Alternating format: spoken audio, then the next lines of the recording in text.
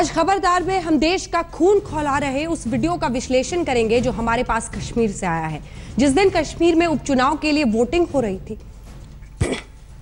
उस दिन पाकिस्तान और अलगाववादियों के एजेंडे पर चलने वाले सड़क छाप गुंडे किस तरह से ड्यूटी पर जा रहे हमारे जवानों पर लात घूंसे चला रहे थे, अपशब्द कह रहे थे और वो बहादुरी दिखा रहे थे जो बहादुरी एक सेकंड में गायब हो जाए अगर हमारे जवानों को संयम बरतने के लिए ना कहा जाता और ऐसे गुंडों पर एक्शन की थोड़ी सी भी आजादी दे दी होती।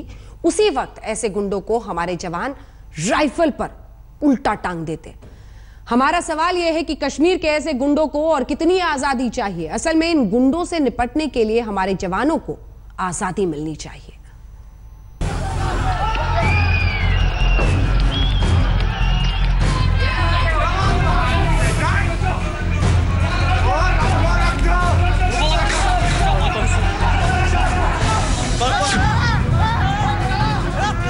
वो मुक्के मार रहे हैं फिर भी जवान कुछ नहीं बोल रहे।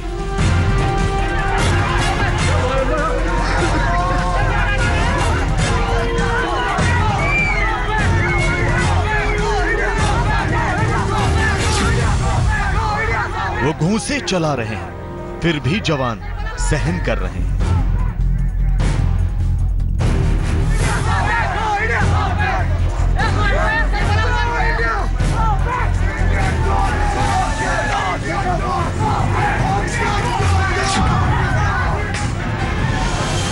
लात मार रहे हैं फिर भी जवान चुपचाप चले जा रहे हैं।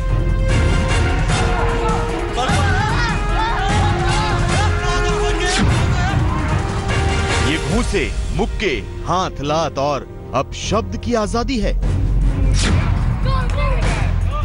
और कितनी आजादी चाहिए कश्मीर के गुंडों को।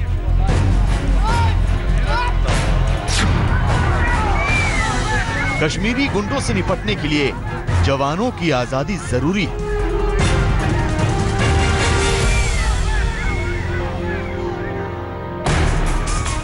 ये वीडियो ध्यान से देखिए और बताइए कि आखिर दुनिया में कानून के राज वाली किस जगह पर ऐसा होता है कि जो जवान अपनी ड्यूटी पर जा रहे हों उनको इस तरह से सड़क छाप गुंडे राह चलते मुक्के मार रहे हैं, घूंसे चला रहे हैं, हाथ और लात मार रहे हैं, अब शब्द कहे जा रहे हैं और कंधे पर राइफल टंगे होने के बावजूद जवान चुपचाप सब कुछ सहन कर रहे हैं। कोई और जगह होती तो क्या इन गुंडों को इन्हीं राइफल पर टांग नहीं दिया जाता? क्या कश्मीर में आजादी इसी गुंडागर्दी की? और कितनी आजादी चाहिए कश्मीर के इन सड़क छाप गुंडों को? शांति, संयम, सब्र, धैर्य, सहनशीलता। इस वीडियो में देश के जवानों को बताने के लिए डिक्शनरी का हर शब्द छोटा पड़ जाएगा, लेकिन आजादी की खोखली बातों के नाम पर कश्मीर में देश के जवानों के साथ ये सड़क छाप गुंडे जो कर रहे हैं उसमें धैर्य नहीं। देश और कानून की रक्षा करने वाले जवानों का डंडा जरूरी है, कानून का राज जरूरी है। ये कश्मीर के बडगाम का वीडियो है जब 9 अप्रैल को सीआरपीएफ के जवान इलेक्शन ड्यूटी पर जा रहे थे। ईवीएम की सुरक्षा का जिम्मा इन्हीं जवानों पर था। जवान चुपचाप पोलिंग बूथ की तरफ जा रहे थे, लेकिन रास्ते में कश्मीर के वो गुंडे आ गए जो कभी पैसे के लिए पत्थरबाजी करते हैं और जिन्हें इलेक्शन के दौरान वोटिंग न होने देने और हिंसा फैलाने के काम में लगाया गया। सीआरपीएफ के जवानों को पूरे रास्ते में ये कायर कश्मीरी गुंडे मुक्के मार रहे थे, घूंसे चला रहे थे, हाथ और लात मार रहे थे, क्योंकि इन कायरों को पता था कि जवानों से संयम बरतने के लिए कहा गया है। जवान भले ही कंधे पर राइफल टांगे हो, लेकिन ये कुछ नहीं बोलेंगे। जी बिल्कुल, ये एक अपने आप में एक एग्जाम्पल है कि सीआरपीएफ किस हाईएस्ट स्टैंड के साथ, किस संयम के साथ काम करती है। और उन्होंने इतना संयम दिखाया क्योंकि वो पार्टी पोलिंग पार्टी व ईवीएम मशीनों को सुरक्षित कर रही थी, उनको गार्ड कर रही थी।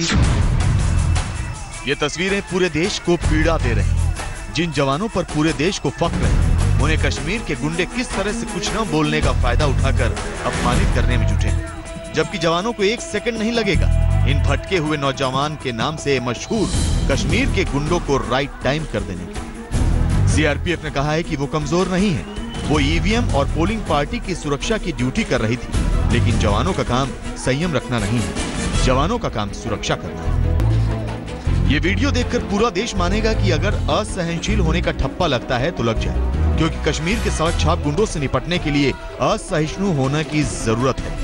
कश्मीर के इन सड़क छाप गुंडों से निपटने के लिए जवानों की आजादी जरूरी है। ठीक उसी तरह से जिस तरह से सेना को आजादी मिली, उसी तरह से सीआरपीएफ और जम्मू कश्मीर पुलिस को भी आजादी मिली। फिर ये भटके हुए नौजवानों के रास्ते लगते देर नहीं लगेगी। फिर इन कायर कश्मीरी गुंडों की बहादुरी देखी जाएगी, जो बंदूक टांगे जवानों को बेफिक्र होकर मारपीट रहे हैं, क्योंकि ये जानते हैं कि उन्हें डायरेक्ट एक्शन लेने की आजादी। सीआरपीएफ ने इस वायरल वीडियो और इस घटना की जांच के ऑर्डर दिए हैं। ये सभी गुंडे जो इलेक्शन ड्यूटी पर जा रहे सीआरपीएफ के जवानों को मारपीट रहे हैं, उन सभी की पहचान करके उन्हें फौरन जेल में डालना चाहिए। ऐसे ही गुंडों को छूट कश्मीर को भारी पड़ गई, जो अपनी हिंसा से और अपनी अराजकता से कश्मीर को तबाह करने में तुले। ये पेड़ पत्थरबाज और पेड़ प्रदर्शनकारी और पाकिस्तान के एजेंट बने अलगाववादी भारतीय सेना और सुरक्षा बलों के जवानों के सब्र का इम्तिहान लेते हैं, और फिर जब एक्शन होता है तो ये पैलेट गन से पीड़ित बनकर सबके सामने आ जाते हैं। ऐसे अराजक तत्वों को कानून के डंडे में टांगना कश्मीर के लिए बेहद जरूरी है। गौरव सावंत, आज तक। कश्मीर में अगर किसी को आजादी चाहिए तो वो देश के जवानों को चाहिए, जिनके हाथ राजनीतिक मजबूरियों का बहाना बनाकर और कश्मीर को संवेदनशील मुद्दे का नाम देकर बांध दिए जाते हैं।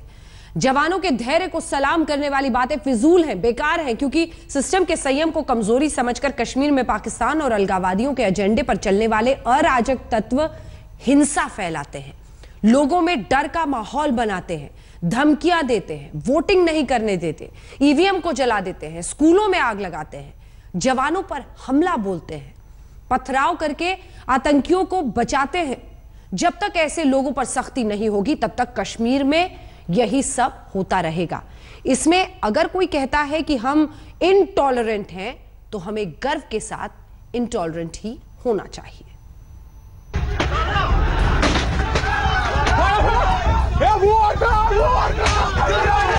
ये कश्मीर के अनंतनाग का वीडियो है, जहां 9 अप्रैल को इलेक्शन के दिन कश्मीर के गुंडों ने ईवीएम लूटी।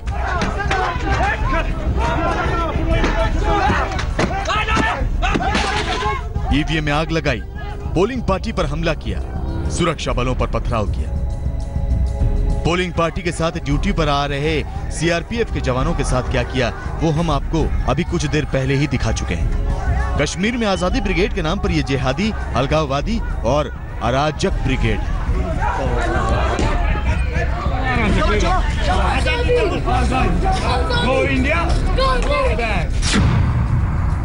यही कश्मीर के असली विलन है। कश्मीर को अगर किसी से आजादी चाहिए तो ऐसे कश्मीरी गुंडों से ही आजादी चाहिए, जो अलगाववादियों और पाकिस्तान के एजेंडे पर चलने वाले लोगों के इशारे पर कश्मीर में हिंसा फैलाते हैं। ऐसे अराजक तत्वों पर संयम नहीं, सख्ती दिखानी होगी, नहीं तो कश्मीर में ये आम लोगों को धमकियां देने, डर फैलाने और हिंसा का वही माहौल बनाते रहेंगे, जैसा कि उपचुनाव में इन्होंने किया। इस सरकार से मोह भंग हो गया है आम लोगों का। वहां पर आपकी समझ क्या कहती है? 7% लोग ही क्यों निकले, जबकि इससे पहले तो 70% तक निकल रहे? इसे हम सरकार से मोह भंग होना नहीं कहेंगे, बल्कि पाकिस्तान के द्वारा जिस प्रकार की नापाक हरकतें कश्मीर में अनरेस्ट पैदा करने की, भारत को डिस्टेबलाइज करने की जो चल रही हैं, उन्हीं हरकतों के कारण ऐसे हालात पैदा हुए हैं वहां पर। लेकिन मैं महीने 2 महीने की बात तो नहीं कहता हूं, लेकिन इस देश को कश्मीर के हालात में परिवर्तन विद इन ईयर दिखाई देगा और बड़ा परिवर्तन दिखाई देगा। कश्मीर में कानून व्यवस्था को लेकर संयम की बातों से कोई असर नहीं पड़ा, ये भी सबने देखा है। राजनीतिक दलों की अपनी मजबूरियां हैं, लेकिन देश और देश का सिस्टम और देश का कानून मजबूर नहीं हो सकता। सबसे पहले हिंसा फैलाने वालों और पत्थरबाजों से सख्ती से निपटना होगा, क्योंकि कश्मीर में विकास की बात तो सीमा पार दुश्मन देश में बैठे लोग भी मान रहे हैं। कश्मीर को विकास के रास्ते के साथ साथ ऐसे लोगों को भी रास्ते पर लाने के लिए सरकार और सिस्टम को अपनी राजनीतिक मजबूरियों से आगे बढ़कर सख्ती दिखानी होगी, जिन्हें भटके हुए नौजवान कहना खुद को धोखा देने के बराबर है। आज तक ब्यूरो। इस देश और इस देश के जवानों के धैर्य की परीक्षा लेने की कोशिश कोई भी ना करे, फिर चाहे वो कश्मीर में पाकिस्तान के एजेंट हो या फिर उनका हेडमास्टर पाकिस्तान हो, क्योंकि इस देश को अगर बर्दाश्त करना आता है तो फिर दूसरे के लिए बर्दाश्त से बाहर हो जाने वाला सबक सिखाना भी आता है। कुलभूषण जाधव की फांसी की सजा पर कल भारत ने पाकिस्तान को चेतावनी दी थी। आज पाकिस्तान के पीएम और आर्मी चीफ की मीटिंग हुई। आज वो भी तस्वीरें आई जब भारतीय कोस्ट गार्ड ने समंदर में फंसे 2 पाकिस्तानी नाविकों को बचाया था, ठीक उसी वक्त जब पाकिस्तान कुलभूषण जाधव का मर्डर प्लान बना रहा था।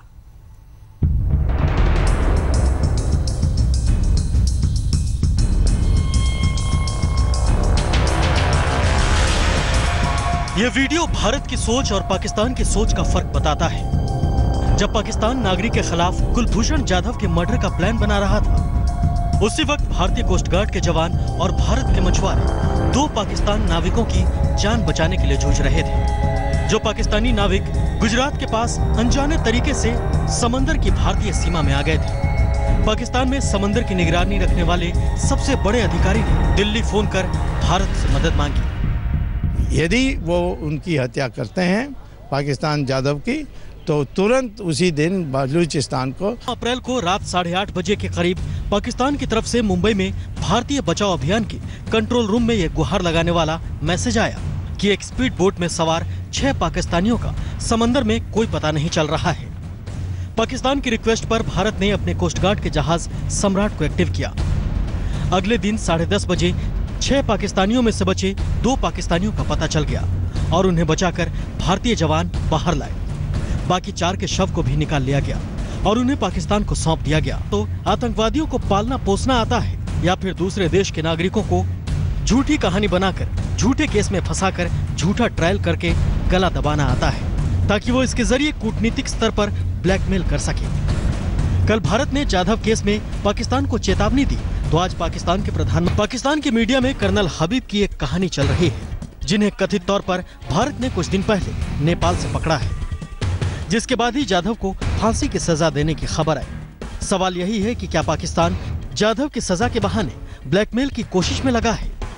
आज तक ब्यूरो को हिंदू धर्म का ठेकेदार समझने वाली हिंदू युवा वाहिनी के कर्मठ कार्यकर्ताओं की गुंडागर्दी वाली और शोभनीय हरकत का विश्लेषण करेंगे, जिसकी वजह से उत्तर प्रदेश में आज योगी आदित्यनाथ से ज्यादा हिंदू युवा वाहिनी चर्चा में चल रही है।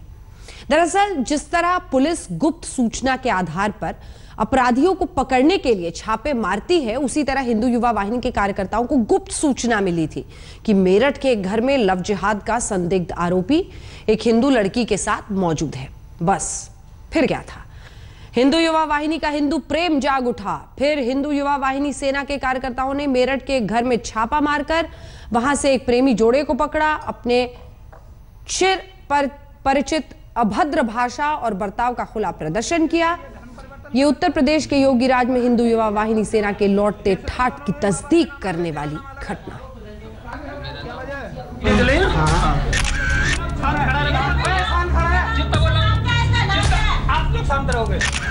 और तेने ये धर्म परिवर्तन कर रखा है? नहीं। तेरे बाप का क्या नाम है? जोर से बोल। क्या नाम है तेरा? राजेश। हाँ? राजेश। ओए, सामने रख। दूध बना दूंगा इन्हें अभी सारी वीडियो पीछे कुछ चला। उत्तर प्रदेश में योगी सरकार क्या बनी? हिंदू युवा वाहिनी का ठंडा पड़ चुका खून एक बार फिर उबाल मारने लगा। मेरठ में तो लव जिहाद के नाम पर हिंदू युवा वाहिनी के कार्यकर्ता मोरल पुलिसिंग की आड़ में गुंडागर्दी पर उतर आए। तेरा मकान है? मकान तेरा ही है? जवाब दे फटाफट, जल्दी जल्दी। बाहर आ जा रहे, ये बाहर खड़े हो गए, आ जा। मेरठ के शास्त्री नगर इलाके में हिंदू युवा वाहिनी के कार्यकर्ताओं ने गुंडों की तरह धावा बोला। वहां से एक लड़के और लड़की को पकड़ा। आरोप लगाया कि लड़का लव जिहाद कर रहा था। उसके बाद हिंदू युवा वाहिनी सेना के कर्मठ कार्यकर्ताओं ने लड़के और लड़की दोनों से अपने चिर परिचित अंदाज में पूछताछ शुरू कर दी। हाँ, कहाँ पे आई? कौन सी जगह? कहाँ? वीडियो चल रही है ना? हाँ। पिताजी का क्या नाम है? जोर से बोल। भाई का क्या नाम है? बहन है कोई? नहीं है। तेरा क्या नाम है? एक मिनट। भाभी। जितना बोल रहा हूँ। जिसका आप लोग शांत रहोगे। असीम। असीम, तेरे बाप का क्या नाम है? जोर से बोल। नाम पूछो इसका क्या नाम है तेरा? राजेश। राजेश। राजेश, तेरा नाम असीम। तेरे भाइयों का नाम? भाई मैं अकेला हूँ। अकेला है? जी। बहन है कोई? क्या नाम है? रिधिमा। रिधिमा। और तेने ये धर्म परिवर्तन कर रखा है? नहीं। और कैसे तुम दोनों ने माँ बाप के नाम अलग है, तेरा नाम अलग है? क्या वजह है? मतलब तेरे बाप का क्या नाम है? जोर से बोल। इसके बाप का नाम? सब लोग तीनों बाहर बुला। चलो तुम पीछे हटो। ऐसे करके पीछे चलिए तुम। ओए सामने भूत बना दूंगा इन्हें अभी सारी भीड़ बुला। तुम पीछे कुछ चलो। अरे बाहर मत लेके जाओ। अरे अरे तो जाकर आए हो आप तो नहीं चल रहे। बाहर बुला रहे, तुम बाहर नहीं आने दे रहे। अरे यार तुम क्यों डर रहे हो? पूछताछ पूरी हुई तो लड़की और लड़के को घर से बाहर निकाला गया। बाहर पुलिस पहले से खड़ी थी, मानो हिंदू युवा वाहिनी के मोरल पुलिसिंग अफसरों की कार्रवाई खत्म होने का इंतजार कर रही है। फिर पुलिस दोनों को जीप पे बिठाकर थाने ले गई। थाने में लड़की को उसके परिवार वालों के हवाले कर दिया गया और लड़के को जेल भेज दिया गया। नौचंदी थाना क्षेत्र में एक मकान के अंदर कुछ अश्लील हरकतें कर रहे हैं, ऐसे एक सूचना प्राप्त हुई थी थाने में। जो दो लोग वहाँ मिले थे वो मुजफ्फरनगर के रहने वाले थे। जो लड़की के परिजनों को बुला के लड़की को सुपुर्द कर दिया गया। जो लड़का था अब उनके खिलाफ अश्लील हरकतों करने का पब्लिक प्लेसेस में उस पर मुकदमा करके कोर्ट भेज दिया गया। इसमें लड़की के परिजनों की आपत्ति थी, इसीलिए कार्रवाई की गई है। और लड़की के परिजन जब आए थे उन्होंने आपत्ति प्रकट किया कि उनके संज्ञान के बिना और लड़की की उम्र के बारे में भी वो लोग आपत्ति कर रहे थे, इसलिए उसमें कार्रवाई की गई। हिंदू धर्म के रक्षक यानी हिंदू युवा वाहिनी सेना के नेता और कार्यकर्ताओं ने एक घर पर धावा बोलकर एक प्रेमी जोड़े को इसलिए दबोचा क्योंकि उन्हें शक था कि लड़का मुस्लिम है और उसने हिंदू लड़की को अपने प्रेम जाल में फंसाया है। यानी ये लव जिहाद का मामला है। लेकिन क्या वास्तव में ऐसा ही था? अब जरा एक बार फिर ध्यान लगाकर सुनिएगा। आप लोग शांत रहोगे। जितना बोल रहा हूँ उतना बोलता रहिए। तेरा नाम क्या है? असीम। असीम, तेरे बाप का क्या नाम है? जोर से बोल। नाम पूछो इसका क्या नाम है तेरा? राजेश। राजेश। राजेश, तेरा नाम असीम। तेरे भाइयों का नाम? भाई मैं अकेला हूँ। अकेला है? जी। बहन है कोई? क्या नाम है? रिधिमा। रिधिमा। और तेने ये धर्म परिवर्तन कर रखा है? नहीं। और कैसे तुम दोनों ने माँ बाप के नाम अलग है, तेरा नाम अलग है? क्या वजह है? मतलब तेरे बाप का क्या नाम है? जोर से बोल। इसके बाप का नाम? सब लोग तीनों बाहर बुला। चलो तुम पीछे हटो। ऐसे करके पीछे चलिए तुम। ओए सामने भूत बना दूंगा इन्हें अभी सारी भीड़ बुला। पीछे कुछ चलो। जहाँ तक हमें सुनाई दे रहा है लड़का अपना नाम असीम बता रहा है। असीम यानी असीमानंद का शॉर्ट फॉर्म। जितना बोल रहा हूँ उतना बोलता रहिए। तेरा नाम क्या है? असीम। मेरठ ही नहीं पूरे उत्तर प्रदेश में हिंदू युवा वाहिनी सेना के इस कांड की चर्चा है। लेकिन मेरठ पुलिस हिंदू युवा वाहिनी के इस महान कार्य से न जाने कैसे अनजान बनी हुई। इस मामले में मेरठ पुलिस की जितनी जिम्मेदारी थी वो उसने लड़के को जेल भेजकर निभा दी। अभी ये साबित नहीं हुआ है कि मामला लव जिहाद का है भी या नहीं, लेकिन हिंदू युवा वाहिनी के नेता कहते हैं कि वो लव जिहाद के जानी दुश्मन है। बाकी प्रेम करना तो बहुत पवित्र चीज है। आपको यदि प्रेम ही करना है तो अपने वास्तविक नाम के आधार पर करिए ना। नाम को छुपा करके यदि प्रेम करते हैं आप तो वो प्रेम नहीं होता, वो तो छल और कपट होता है। तो हमारा सीधा सीधा करना है कि ऐसा छल कपट नहीं होना चाहिए। प्रेम तो बहुत सात्विक है, बहुत पवित्र चीज है प्रेम का। लेकिन अगर उसमें धोखा है तो इसका मतलब निश्चित रूप से वो जो है वो अपराधी है और अपराध है और अपराधी को सजा। हिंदू युवा वाहिनी को लग रहा है कि योगी सरकार के राज में अब एक बार फिर उसके पुराने दिन लौट आएंगे, जब पूरे उत्तर प्रदेश में उसकी गुंडागर्दी के किस्से रोज कहे और सुने जाते थे। मेरठ की घटना से तो यही लगता है।